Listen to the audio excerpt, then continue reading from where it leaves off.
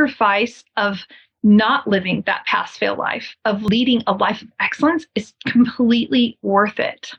Our willingness to roll up our sleeves now, it's going to cost us now, but it's also going to benefit us later.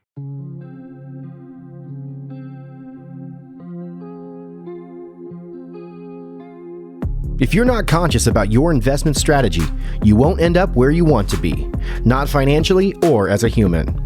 On this show, we interview highly successful investors and share how they overcame limitations to become unstoppable forces of success. If you're ready to learn what it is to be a conscious investor so you can end up where you want, keep listening.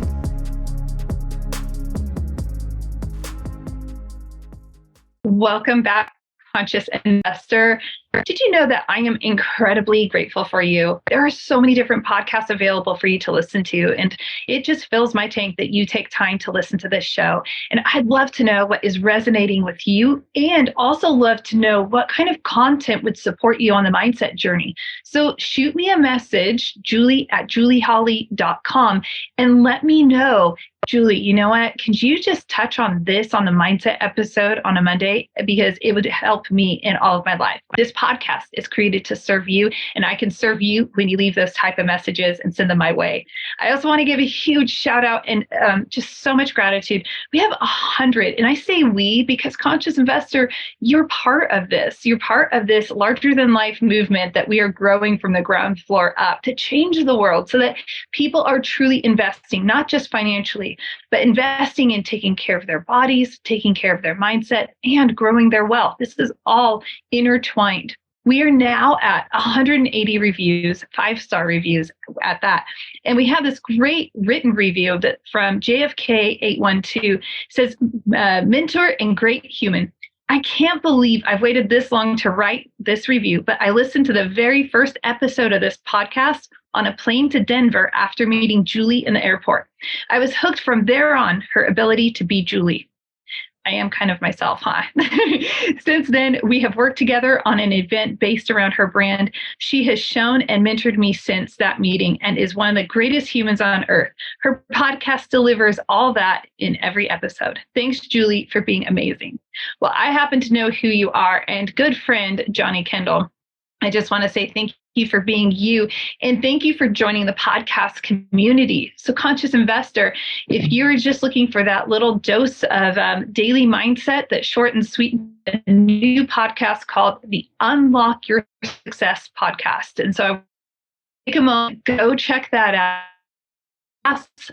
Fail. We're going to talk about what it takes to really win at life. And quite frankly, I'm a little fired up about this if you can't tell. I mean, we know I'm passionate and everything, but so much of my life was trapped by this concept of, well, you know, it's kind of pass fail. You know what I'm saying, Conscious Investor, when you're taking a class in college and you know that you're really like, oh, you know, I don't think that I'm going to be getting that A. So I'm just going to take this class pass fail, and I'm not going to have to worry about it.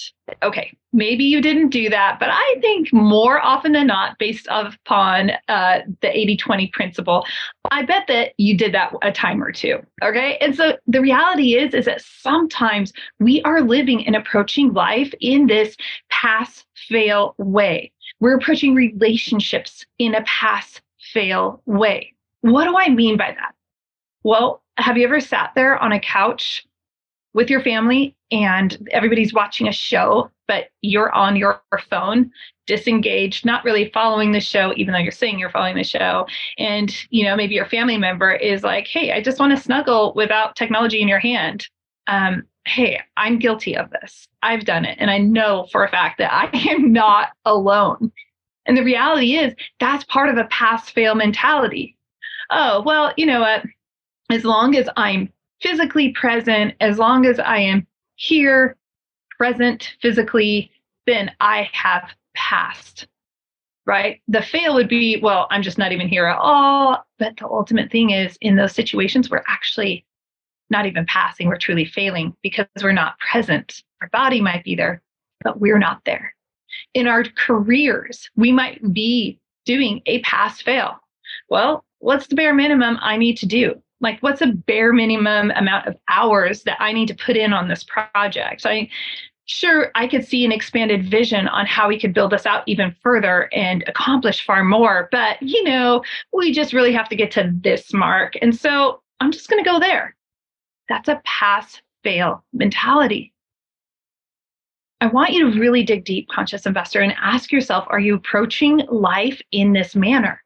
And when we are doing that, we're actually holding ourselves back and we're holding the greatest parts of us hostage instead of living life in a way that is empowered and forward moving. This is one of the areas where I started contemplating this concept of pass fail before hitting record. And I think this is going to land well for a lot of you. It challenged me as I wrote it down. Here's what I wrote. We need to recognize common thinking won't provide uncommon results. So a lot of you, I did pause there just so that you could think about that. Let me just read that again before I dive in. Recognize common thinking won't provide uncommon results. Oftentimes we want the results of the 1% or the 0.5% of the world, but we have to really ask ourselves, are we willing to do what it takes to earn what those results are? So we can't have a pass-fail mentality and have that common thinking mentality and expect to have the uncommon results. Let's put that in context, right? I'm going to give like a real life example that comes up on the investing side of things quite regularly. Oftentimes, investors will have the same approach. We were conditioned and we were taught, hey, you have a 401k, you invest in paper assets. And by that, I mean stocks, bonds, REITs, anything that is not physical and tangible. So real estate is a physical, tangible asset. And one of the things I love about real estate, by the way, is that regardless of what happens with the dollar or with the world, that building, that land, it still has a value to it. It's uncorrelated value, not correlated to the dollar or to gold or to something else. It has a value in and of itself. I love that. But we're conditioned to buy a house and to pay it off. So now we have all this money trapped in our house, and to pay it off so that, now you have this safety net when you are more mature in life, when you're retired and you have less income. Oh my gosh. I mean, do you hear that, conscious investor? It's it's one of these pass-fail mentalities that actually puts us in a point of failure. And so think about this. That is saying my quality of life is going to be capped out at a certain point. My house is going to be paid off. I'm going to have a fixed income, and that income is likely not going to keep up with inflation. And so I'm going to have to reduce the quality of life that I live. That is the majority of the world, the majority of America. That is the thinking. I'm going to gird myself up with this common thinking. I'm going to pay off my house. I'm going to have my 401k. I'm going to have my stocks and my bonds, and I'm going to live off of that in those later years. And yes, I understand my quality of life is going to continue to diminish. You guys, conscious investor, that's not going to serve you well. That's not going to support us when we are in those golden years. I have a high level of concern for so many of us because I have the opportunity and privilege of speaking with many investors and understanding what their retirement looks like. And so I suppose in this pass-fail mentality, I'd like to sound an alarm. We're currently purchasing an assisted living facility. And in that purchase, I've really dug into the numbers and into what people are prepared for and into what those costs look like. And in all reality, mature people, that are in those later years of life, they're one accident away from having nothing based upon the savings that most people have. That sounds really daunting, and I don't mean to be in a negative way. talking about this in a negative way. I'm highly concerned. I'm highly concerned for you, conscious investor, see, cautious, conscious investor. And some of you are being so cautious because you're continuing down the path of common thinking. So what do we do about that? We've got to hit refresh. We have to ask ourselves, like, what is it that I am conditioned to think or believe about investing, about the world, about my physical being? You see, we have to start dissecting the belief systems and the thinking that is leading us to act and behave in particular ways. And we must challenge those things. And when we can identify, some of them are going to be serving us powerfully, and some of them are going to be hindrances. So for many of you, you're on that cusp of, yeah, I need to schedule that call with Julie or someone at her company so that I can learn more about investing and have my nuanced questions answered.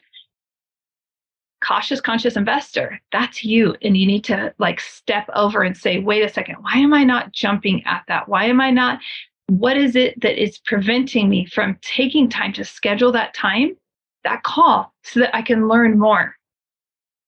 I was speaking with an investor just recently, and this was that pass fail mentality of, well, we'll have this paid off and we'll just live off of this little bit. And it's like, you're behind on your retirement. You're behind on that savings. The common path, it really doesn't suffice for the general population. Okay. But if you're trying to play catch up, you cannot catch up on your retirement when you are using the common path. You have to have stronger investments that are going to bring those powerful returns into your life. So that's hey, schedule that call. Let's talk. Let's figure out how we can support you. Now, here's the other thing. Sometimes we have to hit refresh, and we have to say, what am I conditioned? What am I, believing about the world? Oh man, the world is an amazing place, and people are absolutely extraordinary. Recently, I'm wrapping up a huge travel season, and I'm really grateful that I'm going to have like just the next few months of being just relaxed with my family. But all that to say, I was traveling home. I'm at the Denver airport, and I hear something behind me, and it was like that whole like a thud, and I'm like, oh, that did not sound good. What just happened? And it echoed. Concourse C, it's very light and airy, and it's that new part, that whole new extension on the concourse. And it's beautiful, but you could just hear it echo. And I turn around, and this woman had fallen. I don't know how she fell, because there's nothing around that would cause somebody to fall, but she had had an accident and she had fallen. And her iced coffee, very nice, large size one, had splashed and spilled all over the ground. And her body was actually completely on the ground as well. Like when I say fall, it wasn't just like, oh, I just kind of fell. Like she just not face planted, but like side planted on the ground, coffee everywhere. I turn around and I start walking towards her. And guess what? Multiple people did the same thing. If you were to watch the news, you would be conditioned to think and believe that this world is a horrible place and that humans are awful and so mean to each other and vicious. And while there are horrible things happening in the world that I don't want to diminish, I want to encourage you to say, I'm not living a pass-fail life. And I'm going to challenge my thinking and my beliefs that are being conditioned by outside influences or my past. Because when we start doing that, when we start living this more inside out style life, we start to see all of this evidence of how many people are genuinely wonderful people trying to promote and do good things in the world. So we can challenge our thinking about investing. We can challenge our thinking surrounding our approach and our viewpoint to the world. And by the way, let me add one more story. I don't think I've shared this one with you. I was recently in Nashville with some partners at their headquarters, and we're just structuring things, creating a game plan for our companies, as we're looking into the future, what would that game plan look like? What kind of investments would we want to continue to partner in on? And in that, while I was down there, I leave to go get some coffee across the street. There's this gentleman. He's sitting on a bench, unsuspecting. He kind of looked like he might be a little sad. I just asked him, I said, hey there. I said, hey, scale of 1 to 10, how's your day going? And I did not have any expectation for how this man was going to respond. I didn't even know if he would respond, quite frankly. And he responds after contemplating for what felt like 5 minutes. It was probably 20 seconds, but it felt like an eternity. And he says, it's a 10. I'm like, really? That is phenomenal. What is leading this to be a 10 of a day? And his response was, I'm alive. I woke up alive. I have an opportunity to live today. That is a 10 right there. And he got a smile on his face and his demeanor softened. And it was amazing. Later that evening, I was with one of my partners. We were grabbing a bite to eat for dinner. And she and I approached, one of the servers, and a young man this time who looked like he was not having a great day at all. I asked this young man the same question. Scale of 1 to 10, how's your day? This time I did have an expectation that he was going to say like 5, 4, 3, right? Something like that. And he stops, he thinks about it, just like the gentleman earlier in the day. And he says the same thing, 10, I'm alive. So when we're thinking about the world, when we're thinking about the people, when we start to actually engage the people around us, when we engage the world, we have a better insight into what's really taking place in people's lives. Now, I mean, that's still superficial of, scale of 1 to 10. I get that that's superficial. But to hear that their value on life was, I'm alive, I'm grateful, and I'm going to have a great day, that helps shift that narrative that is trying to be, we're being conditioned for, right, by a lot of news media outlets and such. So I want you to really please think, am I approaching this with a pass fail mentality? Am I trying to apply common thinking and expecting uncommon results? Because that's not going to get you where you are. And this holds true with our bodies also. We can't expect to eat the bag of chips and the ice cream and to throw back, a couple beers or a couple glasses of wine or something and not have that affect our physical being in some capacity, right? We can't say, that we're going to do these things and expect uncommon results or even the results of being a fit, healthy being on the inside out. So I want to encourage you with that. I also want to encourage you that the sacrifice of not living that pass-fail life, of leading a life of excellence, is completely worth it. Our willingness to roll up our sleeves now, it's going to cost us now, but it's also going to benefit us later. There is definitely a balance between, am I being work obsessed and workaholic type thing, or am I being the opposite? So we can be family obsessed and we can not do the work that needs to get done now to pave the way for our future. What do I mean by this? I'm going to be very specific.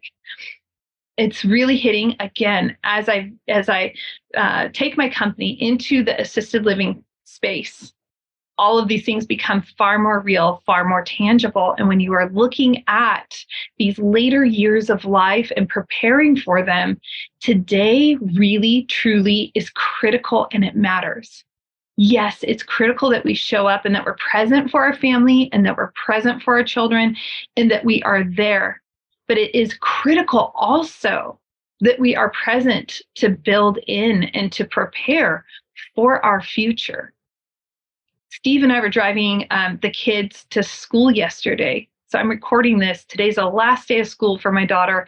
Yesterday was the last day of school for my son, because kids that were graduating don't have to go to school on this last day. And on the car drive there, I told the kids, I said, I know that the last few weeks have been really hectic with my company.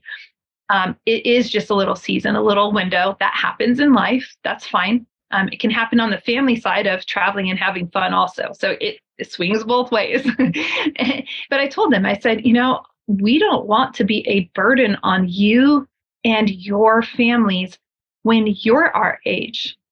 If Dad and I have the opportunity of living into much later years, we want to have the capacity to ensure that we have created provisions for ourselves so that that burden is not taxing and wearing on you while you're trying to raise your children.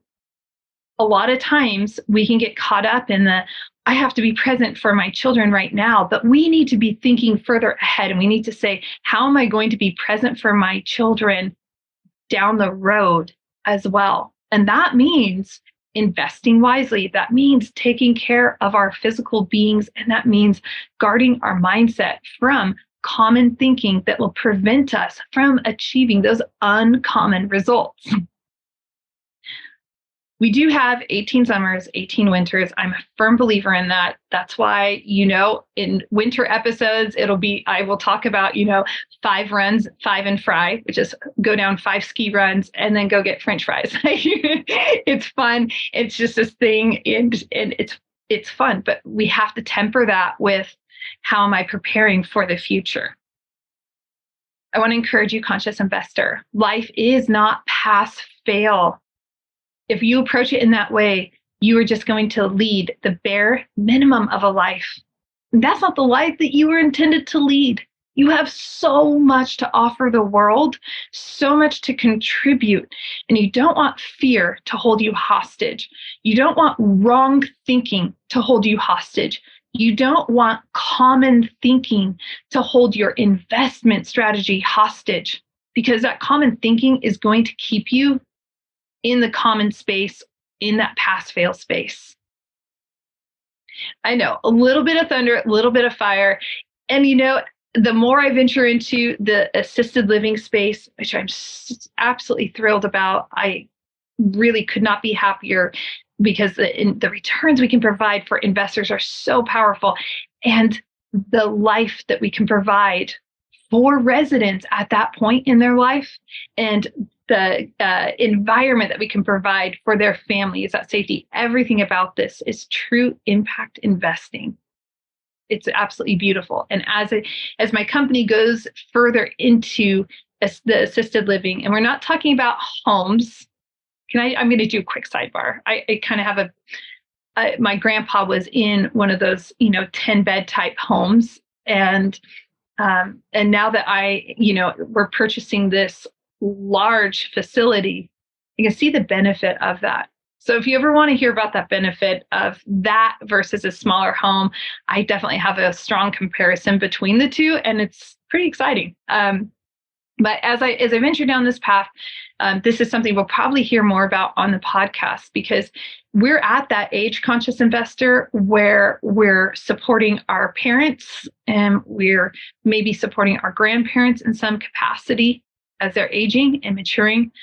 And we're at a spot, more than likely, conscious investor, you're similar, and you're at that spot where we really need to start planning and preparing in a very serious, conscientious way for those years of our own life. So all the thunder, it's going to be rolling. I appreciate you, conscious investor. If this served you well, let me know. If you're living a pass-fail life right now, that doesn't mean that you have to continue down that path. So raise your level of awareness so that you're no longer leading that pass-fail life, and that you are actually in charge, in power, and aware of, what am I thinking and believing? And is that what I really truly want to think, believe? And is that how I want to act out in my life? You are the driver of your life. Opportunity is absolutely endless. I care about you, conscious investor. Please reach out. Most of you know that have already reached out. I answer my phone. We have calls. It's important to me. And I have missed a couple of calls. And so you know who you are, and I'm so sorry. But make sure you schedule a time for us to talk. There are a couple of links down there. feel free. If you just want to talk about, just catch up, there's a 20-minute call session. You can pop on the calendar. If you want to talk about investing, pop on the investor discovery call so that we can talk. Maybe we want to talk about your financial plan. Maybe you want to talk about strategies for your parents or somebody else. Like, how are we going to be prepared for this part of life? Like, reach out. I'm here to support you. Until next time, live big, love bigger, and do great things. What's the big deal about investing in apartments? Why is it better than investing in a slew of single-family homes? I've compiled a lot of information on why investing in a multifamily, also known as apartments, will help you reach your investment goals. Head over to 3keysinvestments.com and download the Why Invest in Multifamily guide today.